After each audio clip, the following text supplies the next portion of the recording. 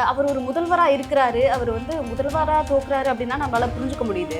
ஆனா அவருடைய தொகுதியான குளத்தூர்லயே அவர் தோக்குறாரு அப்படின்னா நம்ம ஜாதகம் சார்ந்த ஆன்மீகம் சார்ந்த அங்க பார்க்க வேண்டிய விஷயங்கள் என்னென்ன? நிறைய இருக்கு.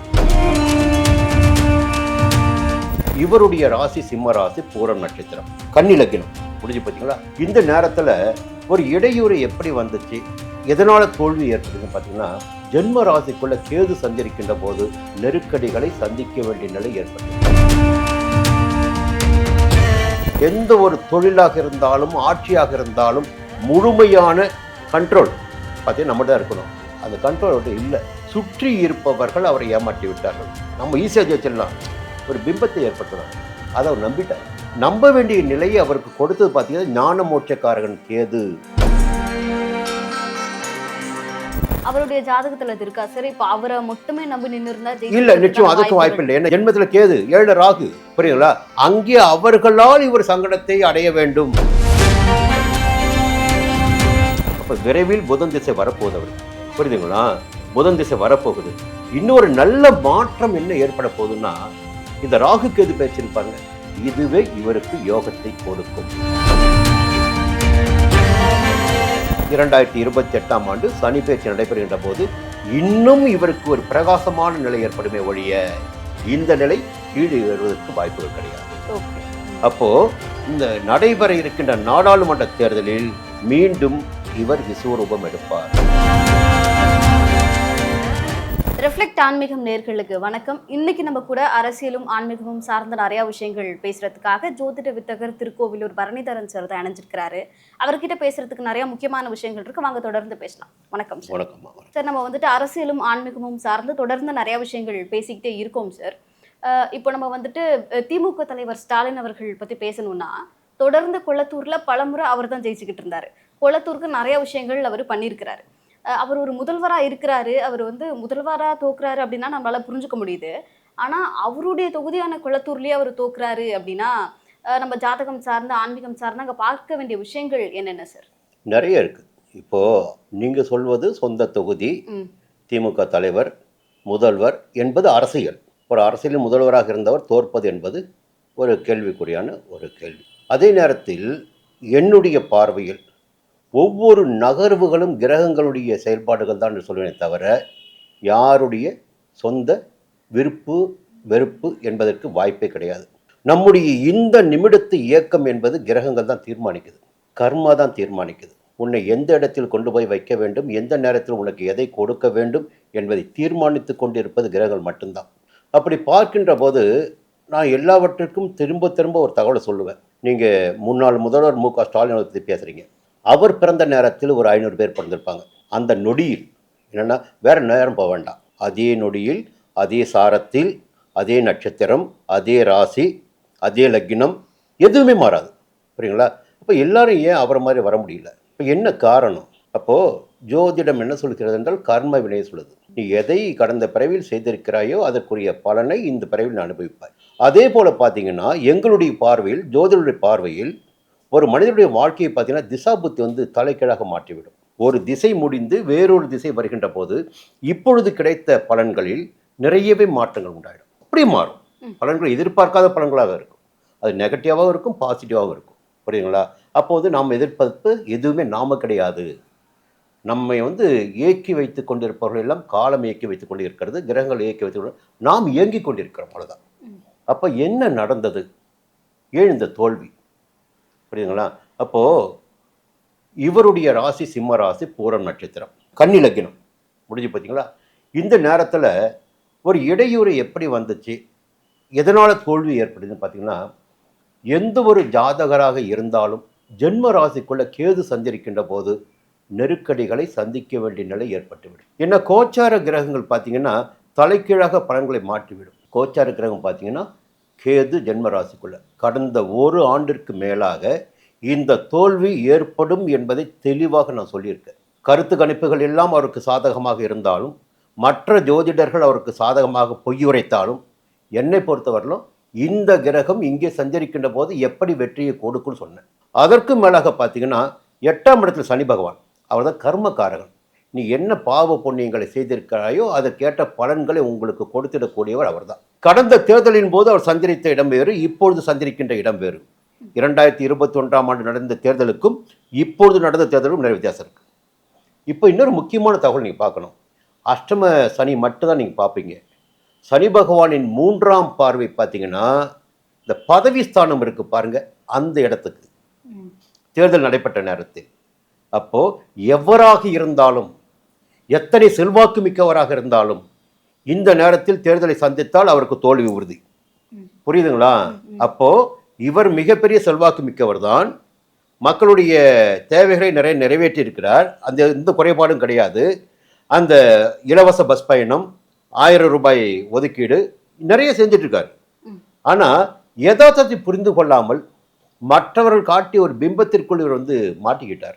200க்கு 200 தொகுதிகள் வெல்வோம் வேணும் அப்படிலாம் அந்த ஒரு பிம்பம் இருந்தது அவருக்குள்ள. நம்ம நல்லா செய்துட்டோம், நம்ம வெற்றி பெற முடியும் அப்படி பிம்பம் இருந்தது அவர்கிட்ட. பிம்பம் உடஞ்சின்னு சொன்னானு, பிம்பம் உடஞ்சி போச்சு.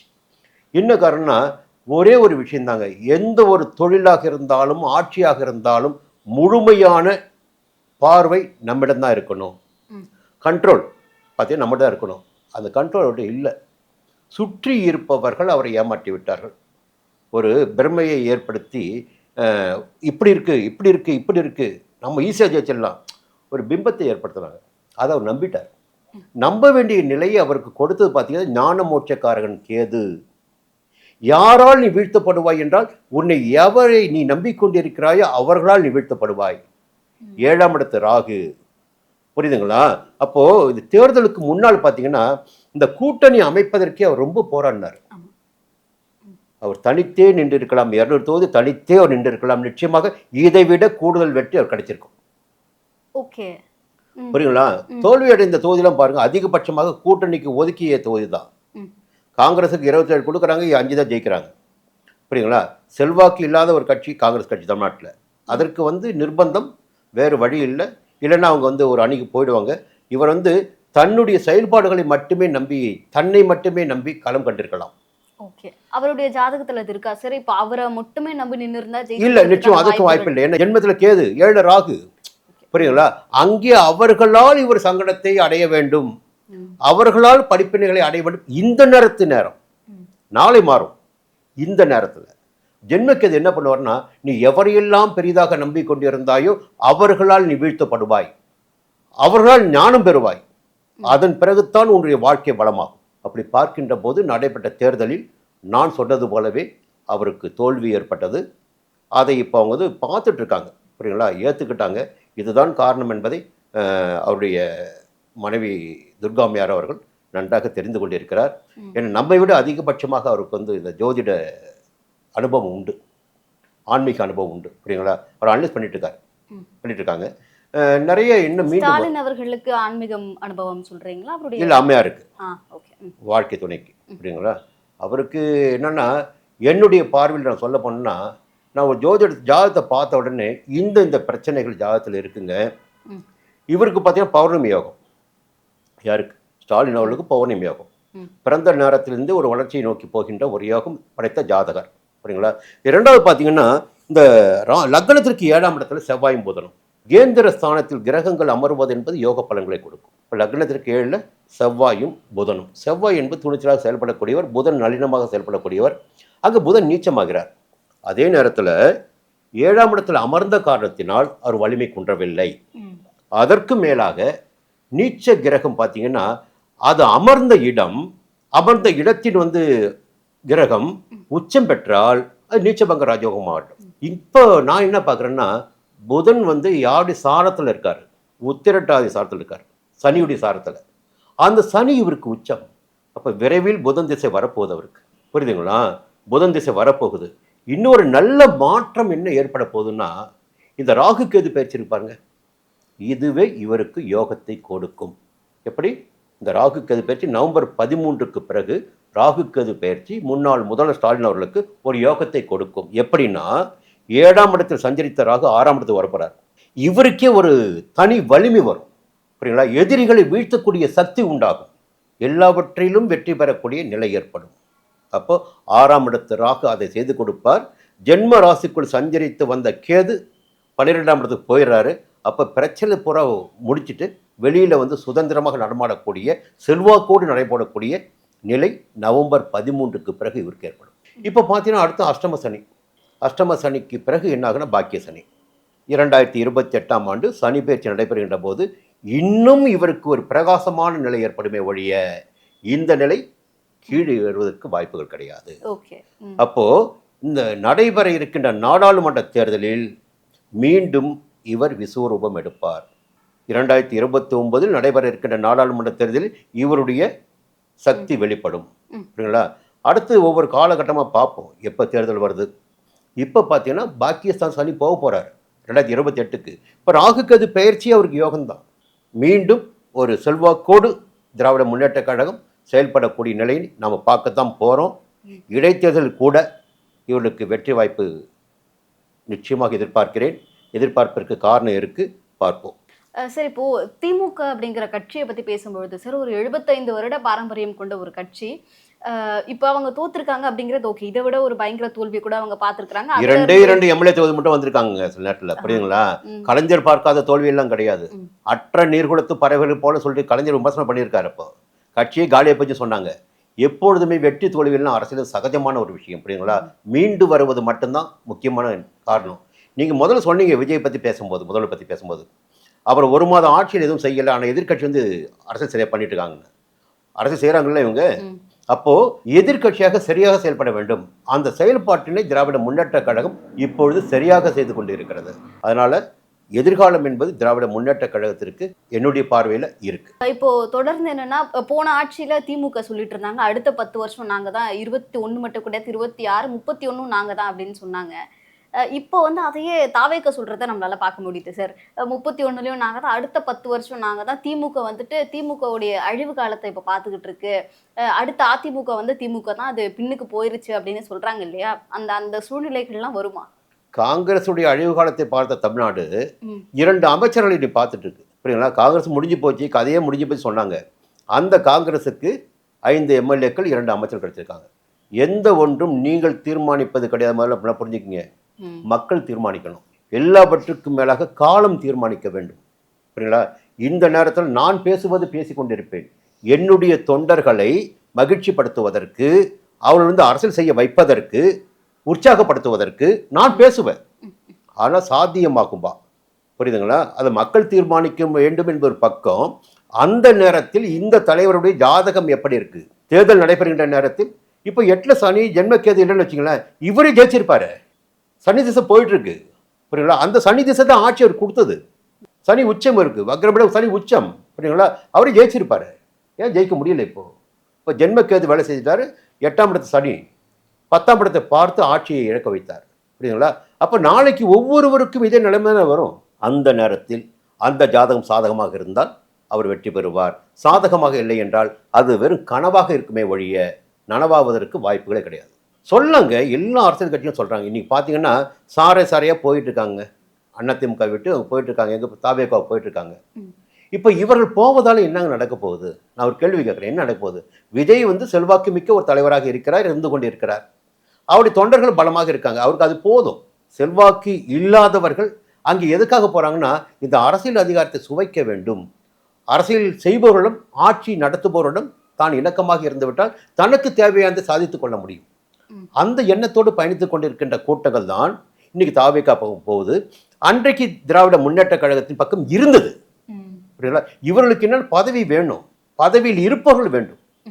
அதை பயன்படுத்தி தான் என்ன நினைக்கிறோமோ அதை சாதித்துக் கொள்ள வேண்டும்.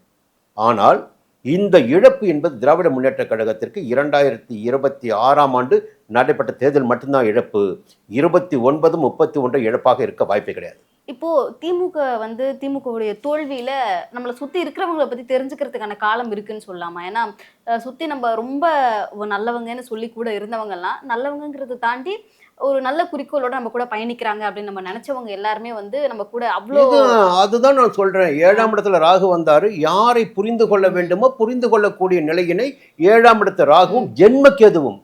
முதல்ல வார்த்தை சொன்ன பாருங்க, நீங்கள் எவரையெல்லாம் நம்பிக்கொண்டிருக்கிறீர்களோ அவர்களால் தான் உங்களுக்கு பிரச்சனையே உண்டாகும்.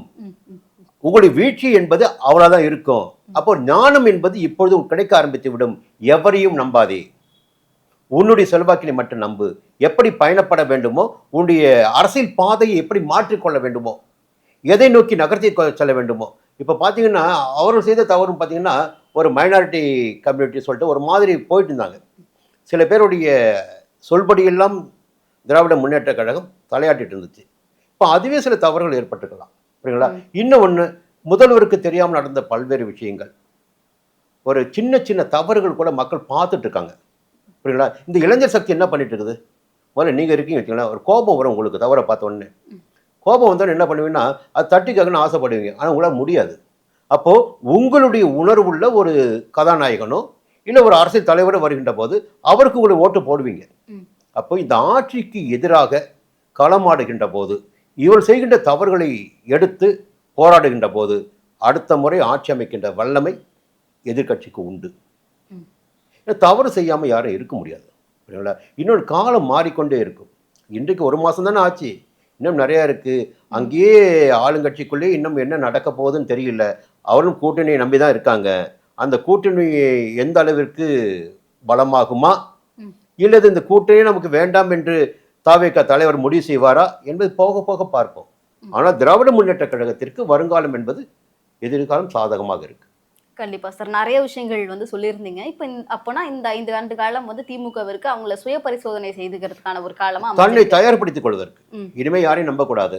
புரியுங்களா? அப்போ அரசியலை வந்து நம்ம முன்னெடுக்கணும், சுய அரசியலை முன்னெடுக்கணும். அப்போ மக்கள் சார்ந்து நம்ம செயல்படணும். எந்த எல்லாம் தவறு செய்திருக்கிறோமோ அதை கொஞ்சம் மாற்றிக்கணும். எந்த இடத்தில் நம்முடைய தவறு நடந்திருக்கு, அதெல்லாம் எந்த வாக்குகள் நம்ம விட்டு பறிப்போயிருக்கு, அப்போ அந்த வாக்குகளை கொண்டு வருவதற்கு என்ன வழி? புரியுங்களா? எவரை நம்பிக்கொண்டிருந்தாரோ, இப்போ பார்த்தீங்கன்னா ஒரு ஐஎம்எல்னு வச்சுங்களேன், ஒரு விசிகான்னு வச்சுங்களேன், சில சதவீத வாக்குகள் அவங்க எதை நம்பியிருக்கான்னா இவரை நம்பி இந்த அமைப்பு இருக்குது, இந்த அணி இருக்குது, இவரை கூட சேர்த்து கொண்டால் இந்த வாக்குகள் நமக்கு வரும்னு. அப்போ இவர்களை நம்பிய காரணத்தினால் வேற சில வாக்குகள் இழக்க வேண்டிய நிலைமை வந்துச்சு. புரியுங்களா? இனிமேல் அதுக்கு வாய்ப்பு இருக்காது. புரியுங்களா? அப்போ அரசியலை நேர்மையாக கொண்டு செல்ல, இந்த மக்களுடைய நலனில் அக்கறை எடுத்துக்கொள்ள நிலைமை திமுகவிடம் இருக்கும், தலைமையிடம் இருக்கும். பார்க்கத்தான் போகிறோம். எதிர்வருங்காலம் திமுக தலைவருக்கு சாதகமான காலமாக இருக்கிறது. இந்த ராகுகது பயிற்சி அவர் சாதகமாக இருக்கும். சுதந்திரமாக செல்வாக்கோடு நடைபெறக்கூடிய நிலை மீண்டும் அவருக்கு வர இருக்கிறது. பார்க்கத்தான் போகிறோம். நிறைய விஷயங்கள் சொன்னீங்க. உங்க நேரத்துக்கு ரொம்ப நன்றி சார். நன்றி.